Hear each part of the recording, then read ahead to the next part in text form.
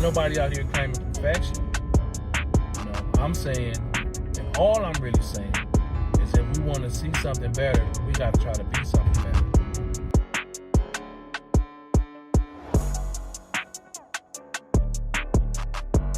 A lot of self-hate. We on. Okay, well, I don't remember where we... Okay, so you had shared that you, I was just mentioning how, you know, you really, with our conversations, you're educated. You have, you're able to hold your own in any room. And I'm not talking about just being able to comprehend, but you're able to teach based on your ability to have gone out, you know, studied, learned, sought knowledge, the truth about so many different things as far as our history, as far as our health, as far as our balance, internal and external, as far as self-healing. And I mean, that's so needed in our community, because one thing that I will say that we have gotten hooked on, which is sad to see, and I want your input on this, self-medicating. You know, we go through so much trauma, not thinking it's trauma, but the truth is, we wake up in the morning, especially growing up in a city like Compton, not knowing if we're going to make it back to the house. Our intentions may be to just go to the car and grab something we left in there last night, not knowing if that's going to be our day. And that's just something as easy as going to the car. So what's your take on, you know, how we got so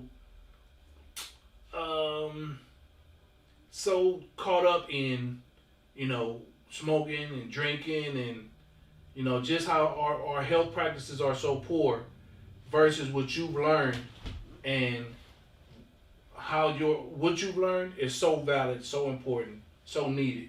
I think you gotta, that was a great point.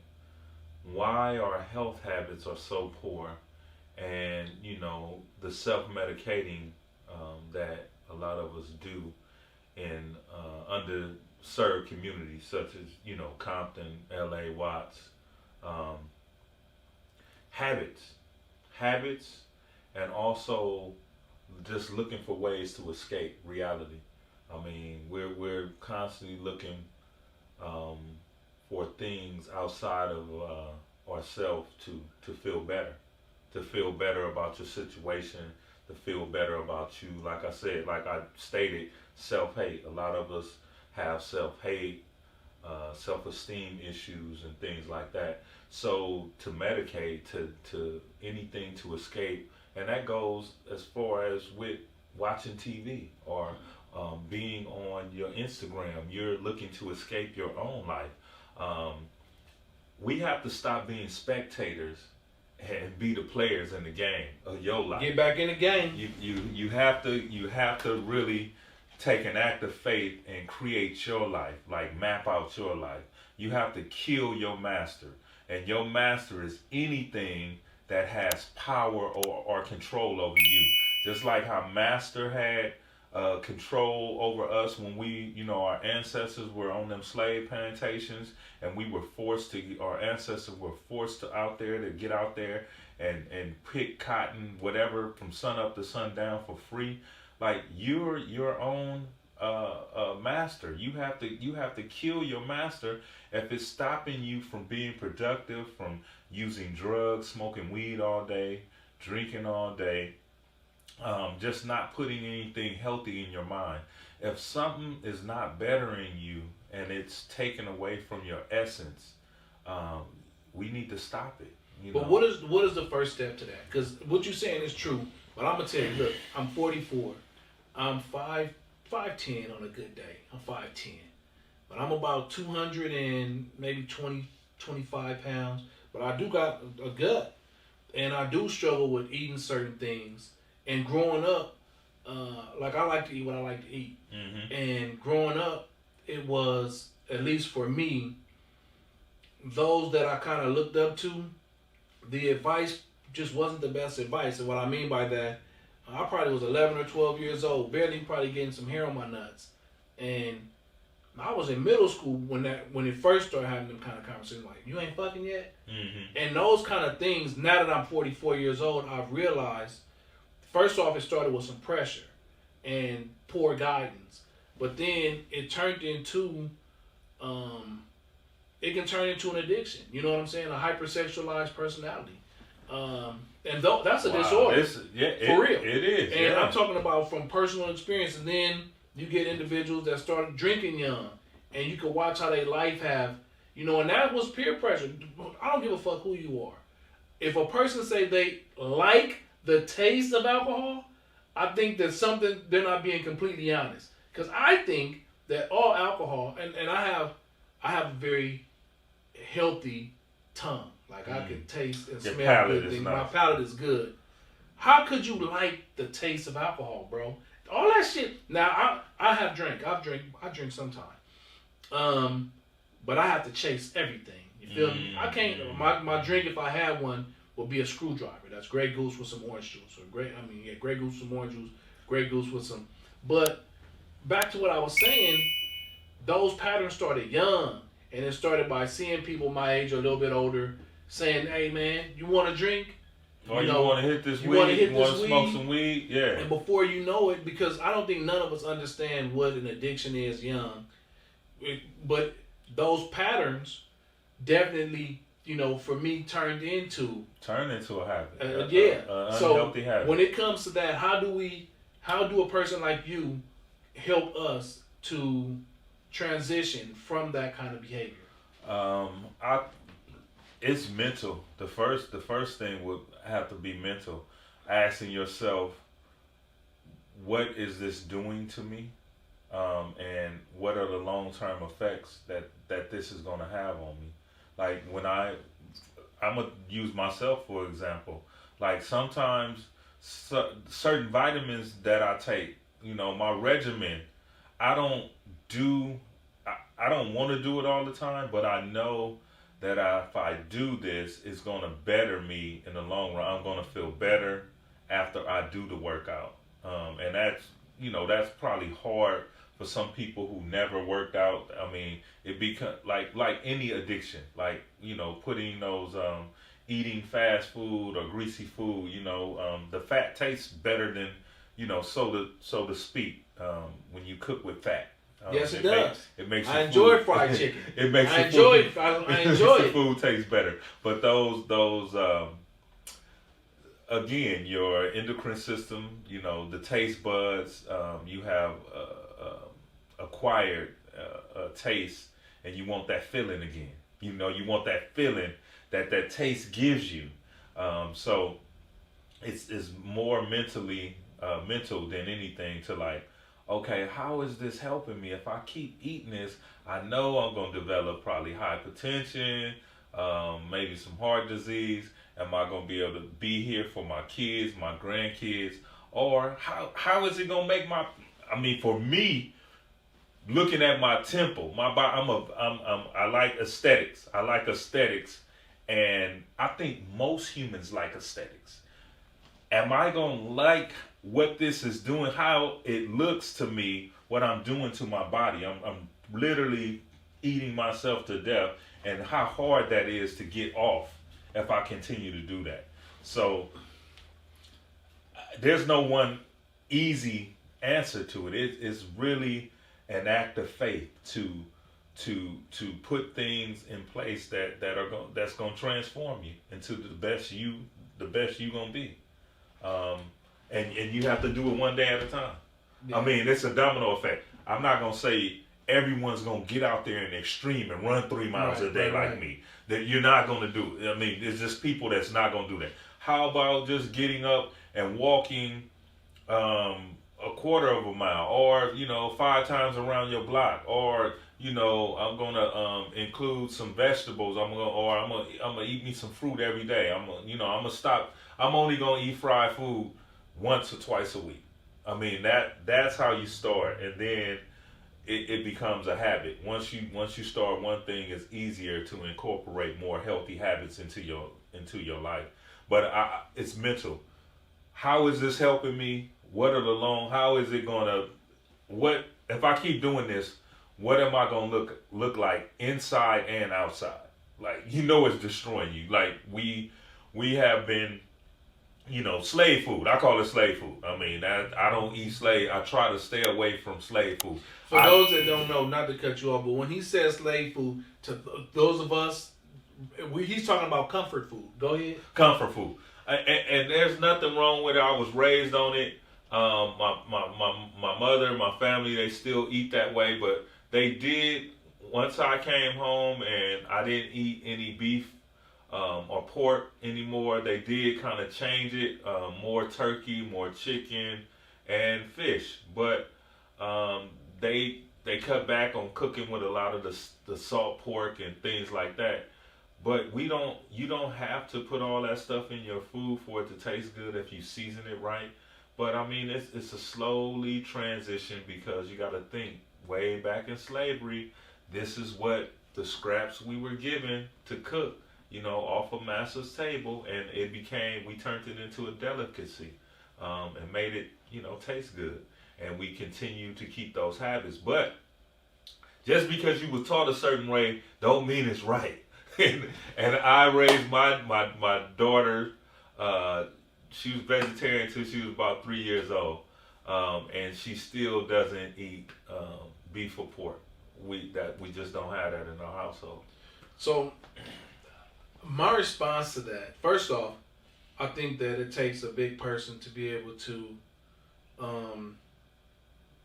not only acknowledge that there's a problem, but then within what you're eating, but then have the power, self-control, and diligence to follow through with changing that. Especially if you're talking about hundreds of years of, if you want to call it traditional eating, comfort food, or just, kind of just reckless eating.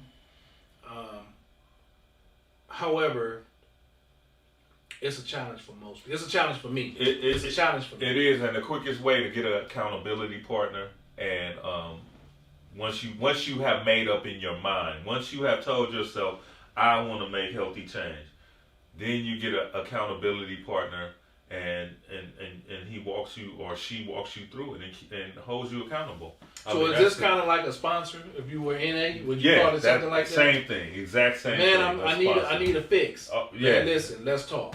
Right. Man, I need to grab a drink. Man, listen, let's talk. You're getting too close. You're working at it. Right. And also, it's like with anything, any goals, you write them out. Like, this is what this is what I'm going to do for the week. This is what I'm going to eat for the week. This is what's in my diet, and I'm not detouring from this. I have to. Now, I want to just say something real quick, because the more we talk, bro, I'm gonna be honest with you. Sometime in my mind, it goes right there to, man, I'm learning. I'm really like, because that accountability part, I never heard of that when it comes to dieting. I heard of people dieting. I heard of people, going to get to a doctor. Right. But right. I never heard of accountability partner. Or a coach. A health coach is your accountability partner. A health coach. But I want to say, this conversation is being had by somebody who grew up in Palmer, from Palmer, and from Southside.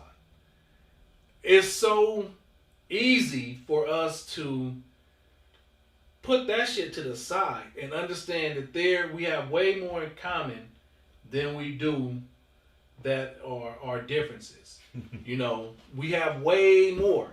I hear how he come to Compton check on his mama. I come to Compton check on my mama. I hear how he on his healthy tip. I want to get on my healthy tip. I hear how he doing his thing in real estate, and he travels. I want to, we have way more the one thing that separates us in truth is really the one thing that can be so clearly identifiable. You say you from a hood. His definition is a trip to me, because he's like, well, what do you own in your neighborhood? Do you own anything in your neighborhood? So how are you from there? Is it those blocks that define you? And I like how you always put that. So my point of all that is, like he said earlier, it's all in our mind. It's a trickery. And I had a situation maybe 15 years ago. I was working for the County Office of Education. I worked for them for 20 years total. And there was a lady, they gave out these retro checks. And everybody in my unit, there was probably like 12 of us that got them. But mine wasn't out in my box. I went to my supervisor, I went to my secretary. Everybody was like, well, it was there, but we don't see it. We don't know where it's at. So next step practice is go to HR and get them to replace it. When I get to HR, the lady tells me basically, we'll look into it. And after she looked into it, her response, she called me back in and said, not only did I find your check, but I found that you cashed your check. You know, and basically accusing me of getting my own check and trying to get another check in replacement. And that pissed me off because I'm like, first off, I got too much to be doing in my fucking life to be in here with you arguing over a check that I already got. Second, bitch, are you serious? Like, I'm telling you, somebody stole my shit or you replace it. Something that ain't right. So when we get down to the nuts and bolts of it, I end up showing her that this was a person that cashed my check and she worked in my unit. Another white lady. The person in HR was a white lady. So HR is accusing you of stealing my own check or claiming check. my check was stolen to try to get a new one. And she had allegedly investigated, and she still was saying it was accusing me. you. And I showed her in black and white that the lady who stole and cashed my check signed her name on the back of my check. Wow. So she cashed her own check at her bank in Sun Valley, and then she cashed my check, put her name on the back of my check. I guess she maybe knew a banker. They were so comfortable with her, they just let it go. And so she cashed both those checks. So wow. That lawsuit could have been crazy, bro. I mean, so what ended up happening is, I confronted the other lady about my check. Well, first off, I went to my supervisor, who basically was like, you know, we'll get to the bottom of it, and HR is going to replace it. And because my supervisor is really like a really pleasant person, black lady, really wonderful lady, Evelyn Tolliver. And she kind of like diffused it, but I was ready to blow my lid. Because it's like, fuck you, lady. Because you really sat across this table from me, dead-eyeing me, and like shitting on me. You know what I'm saying? And then this other lady who stole my check, bitch, you know I've been looking for my check. You know I've been looking for my check. You one of the people that said, oh yeah, I didn't see it. You knew you cashed my check. You feel me? And I said all that to say, there are true enemies in this world. There are people who don't want to see you win. There are people who hate you just for who you are, for who we are.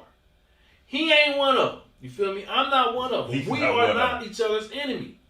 You will find when you riding down the street and you see a car coming the opposite way, you black and white, that's supposed to be here to protect and serve, and your blood pressure go up, it's sometime likely that those people are here without your best intentions. And I'm not saying all, I said some. And you'll find that there are people in this world that don't want you here, that hold no value to you. But I wanted to make sure that I shared that example because I'm sitting here on the couch having conversations with a man that I'm learning from constantly. And whether it be terminology, whether it be information, whether it be history, I'm learning. And how regretful would I be, how foolish would I be to at 44 years old still be in a mindset of fuck them or fuck him, or you know what I'm saying? Because truth be told, I'm really saying fuck me. I will be fucking off information that I'm learning, potential knowledge history that I'm learning. So keep that in mind the next time you see a black man walking down the street and y'all pass each other and you want to be like, where you from or what you looking at?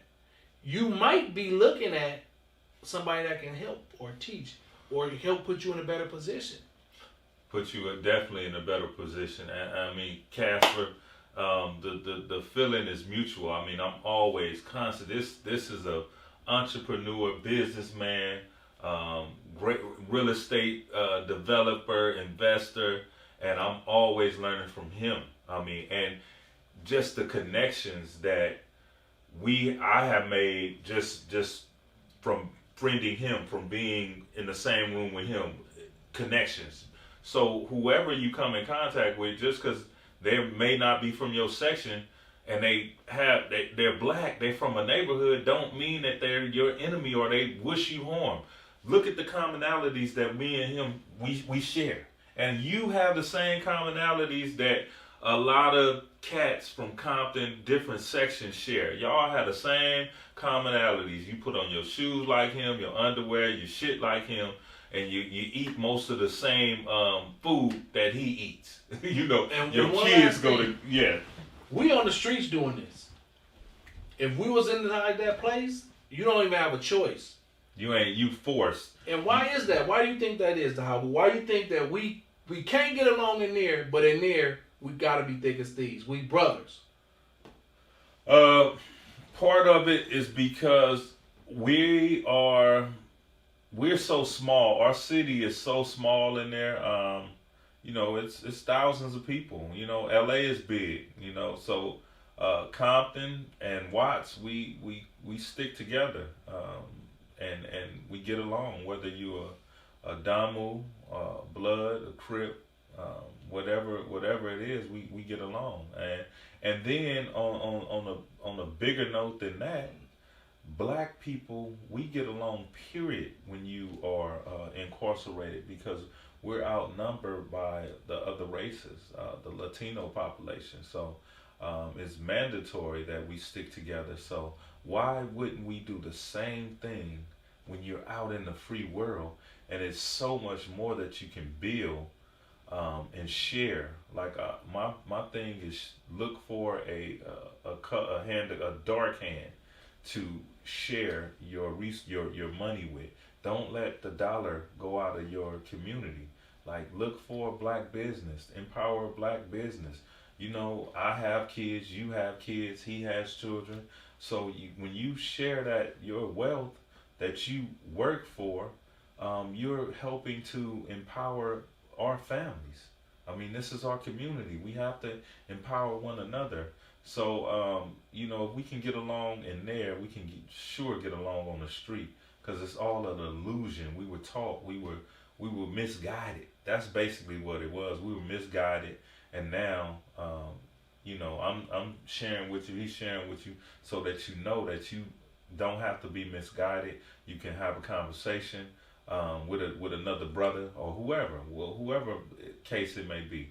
And if it doesn't work out, I mean, if you got to go fist to cup, you go fist to cup and walk away, and that's just what it is. But we want to try to alleviate violence, period, and focus that on the real enemy if we have to. And you know who that is. I ain't saying no names, but we want to stick together and be strong.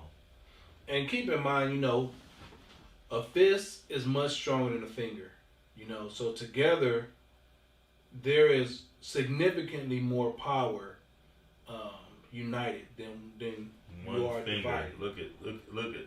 Look how strong that is. Yeah, and that's all day. That's united. And one thing I think with us, there have been so many different tools of oppression put into place that, I mean, I know as black people, as a black man, I will say, I try not to wake up in the morning thinking about how hard it's going to be because of what others have put in place, or obstacles that others have put in place, or stereotypes that are in place. You know, all these different challenges that are in place because of what I look like or who I am. And I don't necessarily think that I'm... You're a Debbie Downer, but yeah, but I hear what you're saying. The reality of it is, you know, we do have a different level of, a different playing field that other people have to deal with. It's not even. It's not even. It's systematic. Yeah. Systematic racism. I mean, that's it. It's systematic, from the penal system to the banks to real estate. We all know this. This has come out as facts. So now that we know this, these are facts.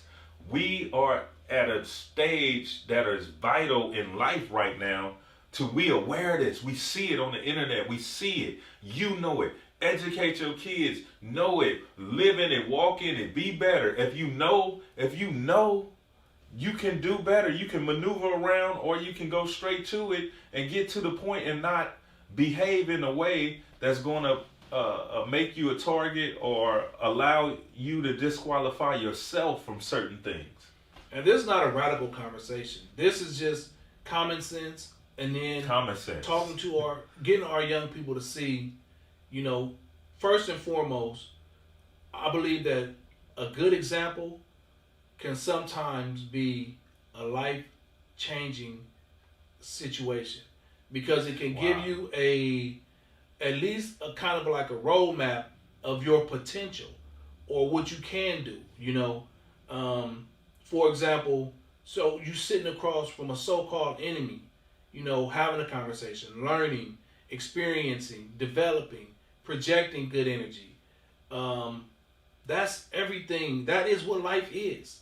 Being able to healing, growing. That's growth. Growth is healing finding and growing. an uncomfortable situation and finding comfort in it. That is growth. That is the only way to grow. But for our young people out there, for anybody that watches this, this effort with what we're doing in this particular project is to try to reach out to our community, our young people especially. But for those guys out there, men, come in, tap in, do the same thing. Sit across from somebody that others might feel may be your enemy. And let your young people see how important it is to see that example, all the way across the board. Compton is so small, but Compton's wars are so intense. I don't think I can name a section that don't have a war right across the street. And now within the section. Because they beefing with Hispanics, Yes, right. And even in certain neighborhoods, you just beefing with each other. We gotta find a way past it. And I know people probably feel like we've been talking about this for years. We gotta talk about it until it's finished. Jim Brown just died the other day, and I wanted to make sure we mentioned Jim Brown because he made his money. He came back to his community, and he made a real impact. He went after people that were caught up in gangs, went and connected with schools that had disenfranchised or at-risk youth there, hired them brothers that was in gangs to come back and talk to them youngsters that needed that help. Man, them dudes had so much pride, so grateful, so thankful that they was even thought of to have a job that they could come in with a briefcase. Sometime with a shirt and tie, and they conduct their meetings because they probably felt. I knew some of them that I did too. They was just, you know what I'm saying, or only thing they can do was something with their hands type of job. But now they kind of got office space. They, they can dress up and come to meetings. They can, and not that they didn't have the ability to. And that's something that Jim Brown Foundation showed, or the American Foundation showed. Mm-hmm. Our brothers can do anything. They came and they helped their communities. They got involved, gang intervention, gang prevention. I seen it with my own two eyes. But that's a perfect example of a man who made it out, but made sure he came right back. And I hope that kind of effort and that kind of person, them the kind of motherfucking statues need to be getting put up. Right. Them the kind of people that need to be remembered in our community because the impact, the effort, the blood, sweat, and tears that was put into that kind of force. And I'm talking about from everywhere from San Pedro to Lancaster to San Gabriel Valley, Pomona. All Jim Brown Foundation was big, bro. Huge. It was big. It was huge. It was impactful. For years, these brothers were getting a salary and they were actually doing work in the community. I know some of these brothers that, the American program, I don't think it exists anymore, but some of the brothers that came out of that are still doing the work in the community. As a matter of fact, I was at a meeting with a lot of them, ceasefire meeting on Wednesday night, and seen a lot of the brothers that were impactful and made a change in our community. But the point is, to give back, and just constantly be aware of, like you said, that was a great, an example can, a good example can change a life, by showing you how they change. So a good example can change your life. When you was growing up, I'm just curious, did you ever have people in your neighborhood that you looked at and was like, "Oh, I want to be like him"? Heck yeah, the gang, the homies with the cars on Dayton's, had the dope, the money, the women, the chains, the feelers, the Elise, the Valleys, they was all that, the Gucci, all that stuff was that's who I wanted to be like. But so that's was your example that was presented to you. That was my example. Do you think that if you had something that shined, but just a different kind of shine, say like a neighbor that was a banker, maybe he had a nice car, or you think if you had that, you think it could have attracted you just as much? Heck yeah. Okay. Heck yeah. And it's the same with the young people today. I mean, they on that Instagram and looking at all these rappers talking that ignorance because they shining. That's all. And they, we are people, visual people, aesthetics. When you're young, it's not about what you can feel. What you can feel from the inside. It's about what you can feel from the outside and what you see from the outside. You think that's it. That's life. That's what life is about. Once you got a rollie or watch or a nice car, you think you own, but you're not really thinking about, okay, what about this house? What about this house as an asset because I can take some equity out of it and then I can go start a business, or I can take some equity out and put my daughter through college, or I can take some equity out and go buy me another house. You know what I'm saying? And rinse and repeat the process, like flipping. Yeah. But when you're young and you don't know, you don't see these type of examples, or your parents in your household, they don't know nothing about real estate and investing and things like that. You just don't know. So you looking at other people, you looking outside yourself, looking on Instagram, not knowing that this is all a facade. This is, this is what they doing right now just to bring you in. But we have to, really just lead by example and let the young people see, and some will come and some won't. And that's the whole thing, man. At the end of the day, it's all love. It's all about love. It's all about the love for our community, the love for our youth, the love for our city. Our city, this is our community. This is us. This is us right here, and ain't nobody gonna give you more than they have. So basically, ain't nobody gonna do it for us. We gonna have to do it for ourselves. And I think there's people that want to see us in this position, because with the brightness that comes out of some of our people, out of probably all of our people, I think are capable. But no one wants to see us shine. No one wants to see, because the rest of the world, we have been presented as like barbaric, ignorant, scandalous, thieves, drug heads, alcoholics. Our women are presented as hoes. Yeah. And the only way for us to really show not just the world, but ourselves that we are better is that we do better. Yeah, it takes some change. And like I said earlier, all change hurt because it's growth. Growth hurts. As you get taller, you'll find maybe your knees or your feet. It's going to be some aches. You might have some growth spurs. But if you call yourself a man or a woman and you want to stop going to these funerals and stop, watching your family members be heartbroken for forever, because some of this stuff that is happening, the trauma, it's not going to just end when the summer is over or after the funeral, or this is lifelong. And just imagine, it don't stop with your mother being hurt. She got other kids, your siblings. She got siblings, her cousins. Like the chains of our family lineages is getting more and more and more broken. And that's really all of this is, man. Just a chance for us to really start talking, man to man or person to person, and not just expressing, ourselves on a level that's not on some, yeah, man, this fuck them and smoking weed, and not trying to perpetuate the cycle of bullshit, but really have open-minded conversations about growth and love and unity. And how we can heal. And healing. How we can create health Your health is your wealth. Once you get healthy, mentally, spiritually, and physically, your whole life is going to change. You're going to project something inside of you, that light, that God inside of you, that no one is going to know who you are but you. Because you done found out who you are through that healing, through that growth, creating that health.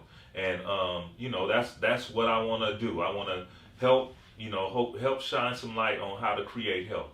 And then the wealth will just be a default that happens.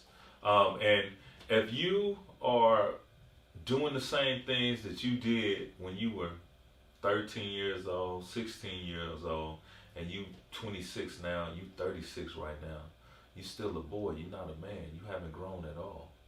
So let's put on your big boy shoes and grow and help your community, help your family, and Compton against all odds.